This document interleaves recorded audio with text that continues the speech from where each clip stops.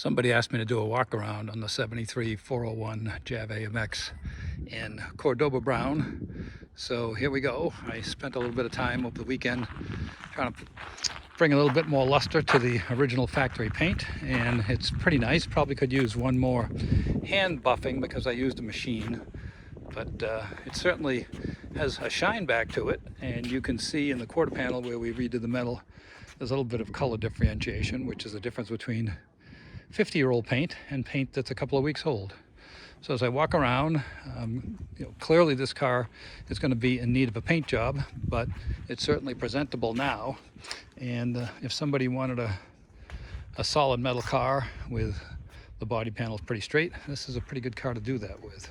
Still a couple of dings on the doors that will need paintless dent removal, and the fenders will have to have the adhesive from the rub strips that used to be on them sanded down before it's repainted. But otherwise it's a pretty darn good car. And then if I go inside, you can see that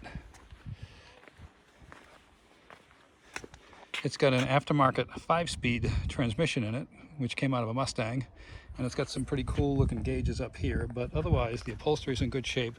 The door panels are in remarkably good shape for a desert car, and it's a decent car to drive. Factory AC.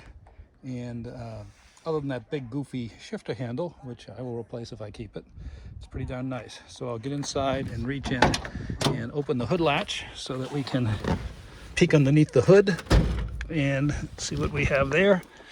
So it's got a very powerful, estimated to be 500 horsepower engine. We've built this engine multiple times before, and it's always come out at 500 or more horsepower. So I'm going to set this down for just a second while we open up the hood and then start it up again, where we can see the fresh engine, the new AC compressor. All the components in the engine are freshly painted, and it's got basically a homemade cowl induction gasket on it, which actually works pretty well. It touches the physical opening in the hood, so it's a pretty good example of what you can do when you need to if you don't have the right parts.